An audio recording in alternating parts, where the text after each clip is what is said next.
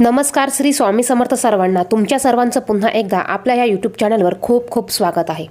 मार्गशीर्ष गुरुवार व्रत पूजा मांडणी याचा व्हिडिओ आपल्या चॅनलवर अपलोड झालेला आहे, तो देखील तुम्ही पाहू शकतात। मार्गशीर्ष गुरुवारी आपण उपवास कसा करायचा, उपवासात आपण काय खावे काय टाळावे, उपवासात आपण हाच पदार्थ खाऊन आपल्याला उपवास सोडायचा आहे तरच व्रताचे आपल्याला पूर्ण फळ मिळणार आहे। त्याचप्रमाणे उपवास कोणी करायचा, उपवास कधी सोडायचा, याचबरोबर उपवास कोणी कोणी पकडायचा, हे व्रत कोण करू शकतं, त्याचप्रमाणे पूजेची मांडणी कधी करायची, अशा बऱ्याच प्रश्नांची उत्तरं आपण या व्हिडिओमध्ये बघणार आहोत। तो व्हिडिओ कुठेही स्किप न करता संपूर्ण बघा।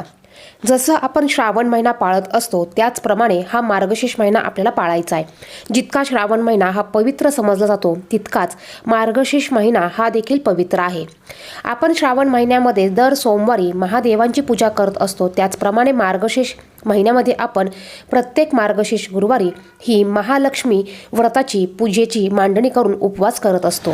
2023 मध्ये मार्गशीर्ष महिना हा 12 डिसेंबरपासून चालू होत आहे। बघा 12 डिसेंबरला दुपारी अमावस्या चालू होत आहे आणि 13 तारखेला ही दुपारी अमावस्या संपत आहे। 14 डिसेंबरला हा मार्गशीर्ष महिन्याचा पहिला गुरुवार येत आहे। आपल्याला 14 डिसेंबरला पहिल्या गुरुवारी आपल्याला मार्गशीर्ष महिन्याच्या व्रताची ही पूजा मांडणी करायची आहे। त्याचबरोबर या वर्षी आपल्याला 4 नसून 5 गुरुवार येत आहे। बघा 5व्या गुरुवारी अमावस्या आलेली आहे।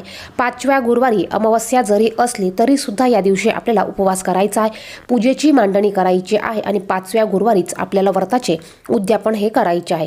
बघा अमावस्या जरी असली तरी सुद्धा आपल्याला 5व्या गुरुवारी व्रताचे उद्यापन हे करायचे आहे। मार्गशीर्ष महिना 13 डिसेंबरला चालू होणार असून याची सांगता ही 11 जानेवारीला होणार आहे। सर्वात अगोदर म्हणजे हे व्रत कोण करू शकतं, बघा स्त्री पुरुष कुमारिका हे व्रत करू शकतात।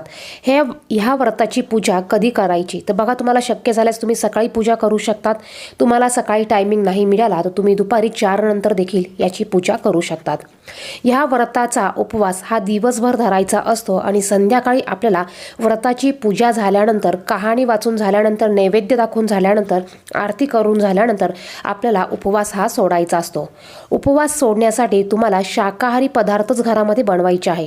तसं बघितलं तर श्रावण महिन्याप्रमाणेच मार्गशीर्ष महिन्यात देखील मांसाहार वर्ज्य केला जातो। आता प्रत्येक ठिकाणी मांसाहार हा वर्ज्य केला जाईल असं नाही।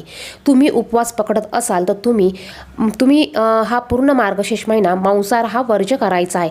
बघा काही घरात असं असतं की घरच्यांसाठी आपल्याला मांसाहार हा करावा लागतो, नॉनव्हेज हे बनवावं लागतं, तर तुम्ही गुरुवार सोडून इतर दिवशी घरच्यांसाठी नॉनव्हेज बनवू शकतात।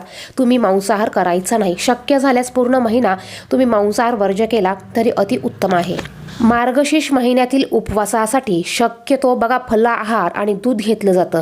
शक्य झाल्यास तुम्ही देखील या मार्गशीर्ष महिन्यामध्ये फळं आणि दूध घ्यायचा प्रयत्न करा।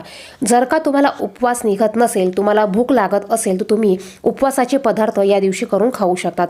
जसं की तुम्ही फराळचं करून खाऊ शकतात, फळ घेऊ शकतात, दूध कॉफी घेऊ शकतात, याचप्रमाणे तुम्ही ज्यूस घेऊ शकतात, त्याचप्रमाणे तुम्ही साबुदाण्याची खिचडी देखील करून खाऊ शकतात। बघा तुम्हाला जर का उपवास निघत नसेल तर तुम्ही फलाहार करून त्याचबरोबर तुम्ही उपवासाची खिचडी किंवा इतर पदार्थ देखील करून खाऊ शकतात। तुम्हाला शक्य झाल्यास तुम्ही या दिवशी फलाहार आणि दूध घेऊ शकतात। आता ज्यांना निर्जला उपवास करायचा असेल त्यांनी काय करायचं, तर बघा तुम्हाला निर्जला उपवास करणं शक्य असेल तर तुम्ही निर्जला उपवास करू शकतात। परंतु जर का तुम्हाला काही आजार असेल, तुम्हाला उपवास निघत नसेल तर तुम्ही फक्त निर्जला उपवास करू नका, तर तुम्ही दिवसभर पूजेची मांडणी करा, व्रत करा, मनोभावे श्रद्धेने पूजेची मांडणी करून पूजेची कहाणी वाचा आणि दिवसभर तुम्ही फलाहार, तुम्ही इतर फराळचं तुम्ही घेऊ शकतात। आता ज्यांना उपवास अजिबात निघत नाही किंवा डॉक्टरांनी सांगितलेलं असेल की अजिबात उपवास करू नका, अशा व्यक्तींनी किंवा अशा महिलांनी काय करायचं, तर तुम्ही प्रत्येक गुरुवारी या व्रताच्या पूजेची मांडणी करा, कहाणी वाचा, तुम्ही आरती करा, तुम्ही नैवेद्य दाखवा। तुम्हाला शक्य झाल्यास तुम्ही उपवास करा, अगदी शक्य नसेल तरच तुम्ही या व्रताचा उपवास करू नका।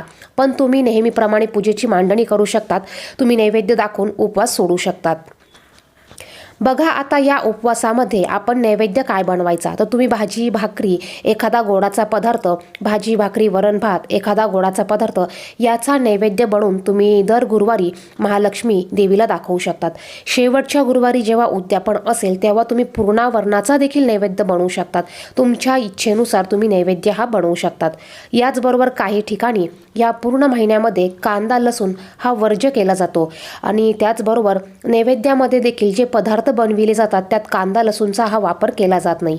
आता तुम्हाला जर का पूर्ण महिनाभर कांदा लसूण वर्ज्य करणं शक्य नसेल तर तुम्ही फक्त गुरुवारी जेव्हा नैवेद्य दाखवणार आहात, जेव्हा नैवेद्याचा स्वयंपाक बनवणार आहात तेव्हा तुम्ही कांदा लसूण त्यामध्ये घालू नका. आता काही ठिकाणी कांदा लसूण घातला जातो, काही ठिकाणी घातला जात नाही. तर ही ज्याच्या त्याच्या इच्छेनुसार किंवा ज्याच्या त्याच्या रीतीनुसार तुम्ही हा नैवेद्य किंवा हे पदार्थ तुम्ही बनवू शकतात. हे व्रत आपल्याला पूर्ण श्रद्धेने, पूर्ण मनापासून, पूर्ण भावनेने, चांगल्या हेतूने करायचं आहे. बघा, जेव्हा तुम्ही पूर्ण श्रद्धेने, पूर्ण भक्तीने जर का हे व्रत कराल तेव्हा तुम्हाला या व्रताचे पूर्ण फळ मिळेल. आपण मार्गशीर्ष महिन्यातील गुरुवारचे व्रत का करतो, तर बघा आपल्या घरात सुख शांती समृद्धी नांदावी, आपल्या घराची उत्तरोत्तर प्रगती व्हावी, आपल्या घरात भरभराटी व्हावी यासाठी आपण हे व्रत करत असतो. तेव्हा हे व्रत करताना आपल्या मनात कुठलाही दुजाभाव नसावा किंवा कुठलेही वाईट विचार नसावे. आपण कोणाबद्दल काहीही वाईट चितायचं नाहीये, कोणालाही वाईट बोलायचं नाही, कोणाला शिवीगाळ देखील आपण करायची नाही.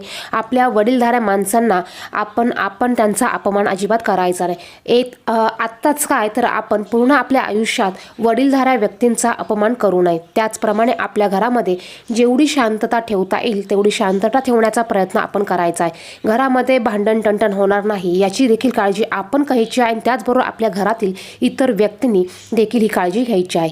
आता या गुरुवारचा उपवास कोण कोण करू शकतो, तर बघा आपल्या घरामध्ये आपण एका महिलेने जरी ह्या गुरुवारचं व्रत केलं, उपवास केला तरी चालणार आहे. जर का घरामध्ये अधिक महिला असतील, कुमारिका असतील, त्यांना जर का हे व्रत करायचं असेल तर ते देखील हे व्रत करू शकतात. याचबरोबर बघा, ज्यांची इच्छा असेल हे व्रत करण्याची ती व्यक्ती किंवा ती लेडीज, ती महिला हे व्रत करू शकते. असं नाही की एकानेच केलं पाहिजे किंवा असं पण नाही की सगळ्या घरातील व्यक्तींनी हे व्रत हा उपवास केला पाहिजे. हे सर्वस्वी तुमच्यावर डिपेंड आहे. ह्या व्रताची पूजा मांडणी केल्यानंतर आपल्याला ह्या व्रताची कहाणी ही अवश्य वाचायची आहे. बघा, कहाणी आपल्याला वाचायची म्हणजे वाचायचीच आहे. त्यानंतर आपल्याला संध्याकाळी नैवेद्य दाखवून ही आरती करायची म्हणजे करायचीच आहे. तर अशा पद्धतीने आपल्याला ह्या व्रताचे उपवास करायचे आहेत. आपल्याला उपवासात हे पदार्थ खायचे आहे. उपवास सोडताना हे पदार्थ बनवायचे आहेत. तर व्हिडिओत सांगितलेली माहिती आवडली तर व्हिडिओला नक्कीच लाईक करा. चॅनलवर नवीन असेल तर चॅनलला सबस्क्राईब करा. धन्यवाद. श्री स्वामी समर्थ.